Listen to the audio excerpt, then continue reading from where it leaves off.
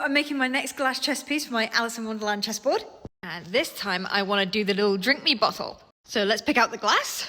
Okay, so we're going to need tubing, which I'm thinking this size actually, which for my squares, yeah, that seems good. So one of those, and blue for the base, and that should kind of be it. The trick is that I'm going to need to make it fit the corks. Once this has been pinched in and then flared out, I think it's going to be maybe about that sort of size. Yeah, that one, or it may be this one. And for tools, I think I might use this, and then maybe some of these or one of these, I'm not sure yet. But I've barely used these before, so that's exciting. I'm going to start by making the bottle first. I'm going to heat this end up until it closes over, which it is starting to do already. Nearly there. There, that's completely closed up now. Now I've got my punchy on there as well. And I'm going to flame cut it about here, I think. But I will try my best. So I'll kind of do this. There we go. Now this bit is still pretty hot, so I can't touch it just yet, but I'll cut it using this. All right, that'll do. So I'm then gonna kind of scribe around this bit and then use this thing to like whack, whack. It fell off my punty, so I've put it in the kiln. That's okay though, because I can make my base, attach the bottom of it, and then keep working on it. That's my base now ready. So now I'm going to try to attach these bits together. That looks pretty good. So now I'm gonna try and get this tip bit off again using this thing. There we go, it did come off, but it was quite uneven. Now I'm going to use this guy to try and hopefully get a nice little bottleneck. Okay, this is not a particularly easy thing to do. Like the fluty part of the neck has now kind of disappeared. Okay, I'm kind of clawing it back using this thing. And then I'm going to try and make this hole a little bit wider with this. I'll try this one as well. No chance. I think that's as good as I'm going to get it on my first attempt. I'll get this off the punty and we'll have a look at it. I heard a crack. I'm pretty sure the base is cracked.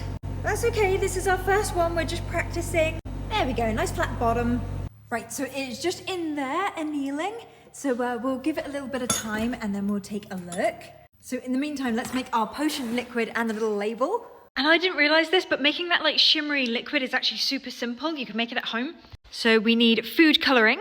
I'm gonna make it blue to make it look like Alice's potion. And then we also need mica powder. And then apparently you just mix it in with some water. Now, I'm not going to need a huge amount of this, so I think that amount's fine. Right, food colouring in first.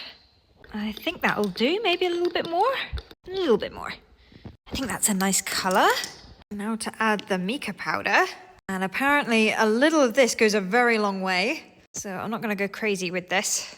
Just going to add it little by little. Woo! Oh, wow, they were not joking. Oh, a little bit more, why not? And just a little bit more. Okay, I'm gonna stop there. All right, well that's my potion made. So now I'm gonna make the label. I'm gonna use pink card for this and some baker's twine.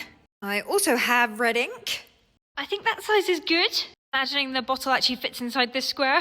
I'll put a little hole in it. I'll have to write this quite small. Okay, well that didn't come out too bad. That's my little label and my potion ready. So while that's cooling, we are definitely going to need a smaller cork. I think even that's still too big.